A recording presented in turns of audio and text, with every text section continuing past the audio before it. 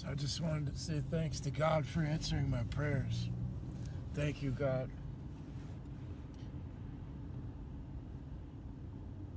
Gonna be able to save my house now. I'm gonna have to be the sole administrator if my brother really doesn't want to be the co-administrator or have anything to do with the house. I figure that there's gonna be a negative balance that he would owe if it were to be settled. So what's gonna happen now is there's a couple cars in the driveway. There's my cash offer, which could be liquidated immediately at his disposal, and that would be a fair exchange for the deed of the house, since the maintenance, the upkeep, the mortgage is not something my brother's interested, nor the taxes. So I understand. He said in court he has no interest to have anything to do with the house. So the judge said, well, he should just get his stuff this afternoon and leave and be done with it. And that would just resolve everything. He says, I'll see you gentlemen soon. I'll send you some papers. And if it's not resolved by February 23rd, we'll be back in court.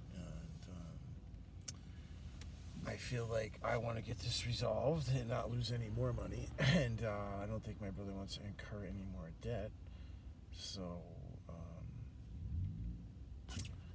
the best thing to do here is settle this.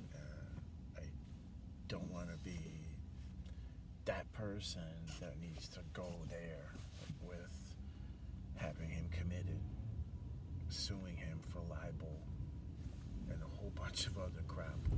Rather just split the stuff that's left there, and if he doesn't want anything to do with the house, I'll take over the payments on the house, because it's very expensive, and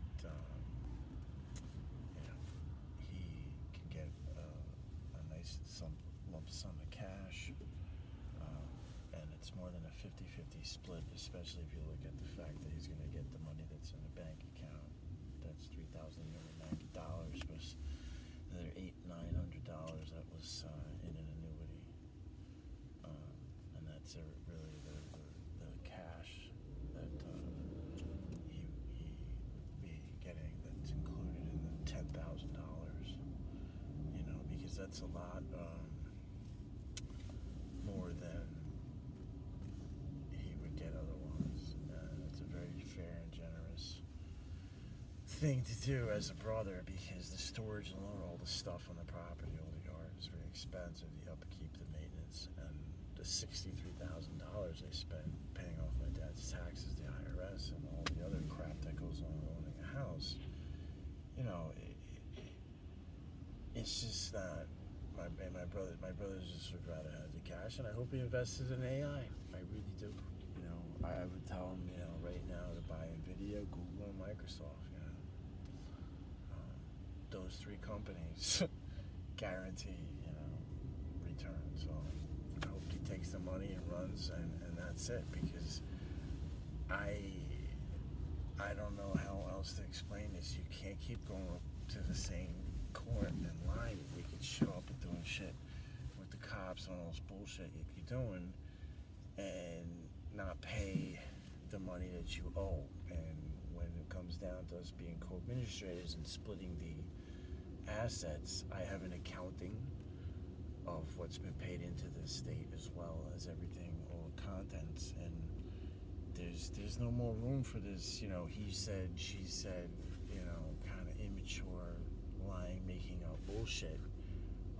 There's time to settle this, and that's it, because my brother's now been caught in 90, maybe 100 different lies in front of the same judge, and hasn't lived there in over 10 years, and still claims to live there in a tent nearby. And that there was a $10,000 pair of sneakers that were damaged in the driveway, and after leaving the door open to the house for a week and letting the raccoons, whoever the fuck else was in my house, make a shit show for a week while I was in Canada, because he felt like he had to do that, just like leave the front door open. After he broke into the house, and instead of asking for a key, the judge goes to him today, goes, well, he offered you a key. I'm like, I'm saying to myself, this is why my father felt my brother was a danger and a threat to shit, because this is exactly, the kind of shit, there was a flood, and I'm on vacation, I come back, and I'm like, oh, I hope it's not too bad, got worse, it flooded again, and,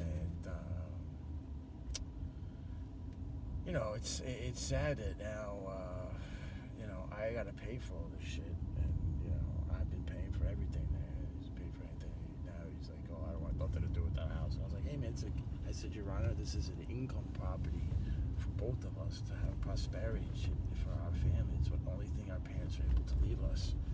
And I guess my brother, he goes, oh, that house needs to be fixed up. It's all fucked up. I'm like, all right, fine. He does. Obviously, that's what he said. That's a statement. So the judge said, just go get this stuff out of the house, and we'll do an inventory count of the value, because the house is deemed no value. It's owed $230,000+. Okay, $240,000 house. Now, my brother lied again in court and said something about buying cannabis in Newburgh in 2021 with my dad.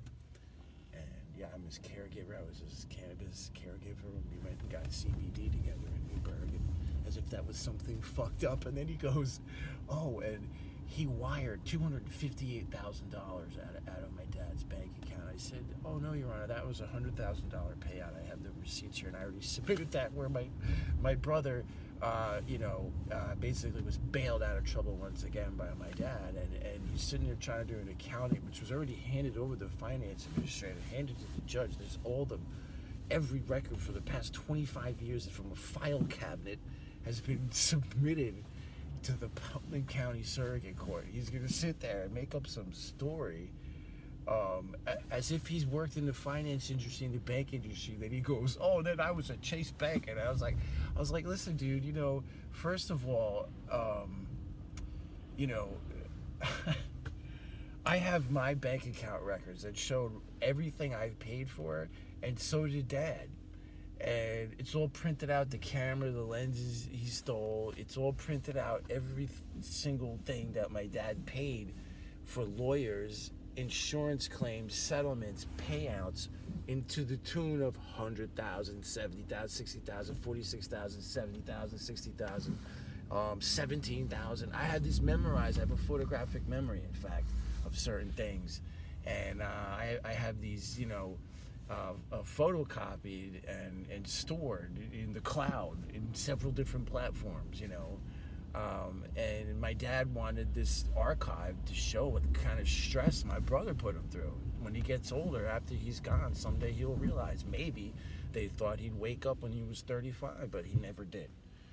And he goes to the court, and I'm going to draw a picture of the, I feel like, I feel bad for him, but then at the same time, I said to myself, here we are, the judge just basically made us the administrator, says, so you guys gonna have to work it out. And I'm saying to myself, well, we're gonna have to work this out. And my brother just kept going on about bullshit, as if we're not talking to him, as if our conversation didn't register. He just kept going on, well, there's $10,000 sneakers down your job, and I have an order of protection against them, and all this kind of fucking bullshit, which is not exactly, really what happened is there's a conditional discharge because I, after being swung at, after he broke in the house, damaged shit, and then came out swinging at me, I grabbed the phone, which he swat out my head a couple times, followed him to his car and said, go ahead and swing at me. That's harassment? Yeah, okay. I'm sorry, but, I guess they had to entertain that, but the judge, said, okay, 6 months conditional, discharge, say no more, and I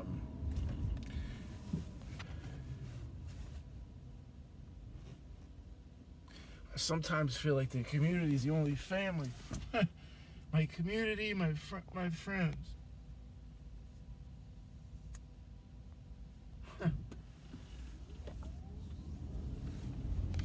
I tell you, seeing Officer and now Judge Dushkoff and Officer Looney in the same room, and my dad's gone, just break my fucking heart, man.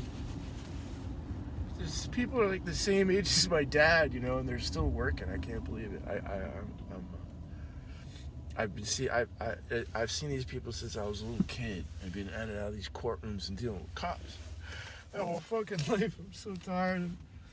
And it's it's kind of funny because there's such a fucking thrill and rush. I imagine to be a cop. When you're a kid, you want to do the right thing, get the bad guy, and just something loves me about doing that. And then I said to Ollie, if you fuck somebody up, if you yank somebody out of your car who doesn't want to get your car, and you rip their arm off accidentally, and they maybe decide to stand on their neck until they suffocate because they fucking threaten you, you might end up in prison for the rest of your life. So it's better to call cops, right? Especially if somebody pulls a gun and points it at you, from a distance, and you're in a public place. Might be good to call the cops. I don't know. If somebody follows you and then pulls over and then points a gun at you, maybe it might be good, idea. But, I count my blessings, and I can't thank the police who responded to a few crazy things that I may have to share later, I may not. And your response was very professional, and I was so tempted to just kind of I don't know what the law is. If someone refuses to get out your car and you ask them 10, 15 times, you're waiting 5-10 minutes, and then they start spitting and grabbing at their, like they got something, in their crotch,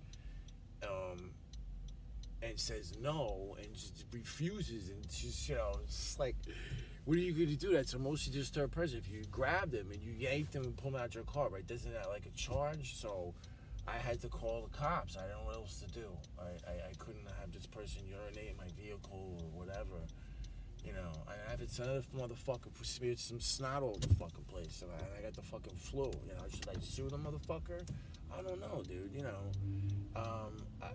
I feel like there's some people, they gotta be regulated, but that's what I pay taxes for.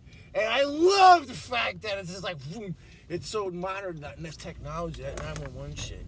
It's great, man. It's like it descends like the goddamn fucking stormtroopers on a motherfucker. Doesn't have any weapons involved, I'm like, dude, wow, it's a professional response time, and honestly, I would love to be like the auxiliary, get that auxiliary badge thing, and I'll be like, hey, here I am to say today, and I feel like everybody should have that right as a citizen, if he's all right in the head, because there's a lot of people who ain't right in the head. They have the badge, they got that shiny little fucking thing on there. And they have a Glock that it's the minute you put some things in the control, in the power of certain things in the wrong hands, it's a recipe for disaster, because then it makes society as a whole very hostile. And I think it's very important to weed out those who definitely shouldn't be in law enforcement and those who definitely should, and I can't say nothing bad about the 3 cops who I talked to respond. It was very professional. I was like, wow, yeah, that's a very good, isolate this, and then, and I felt like, gosh, what if that person exploded himself and I was the one who called the cops at the scene, and they all died? That would suck, right? So I give it up to people who are brave, enough to do that as a job, and I feel like everybody should just kind of help them out once in a while, honestly, because they're there helping us out, That's what you call good community policing. So as I segue into that, I will talk about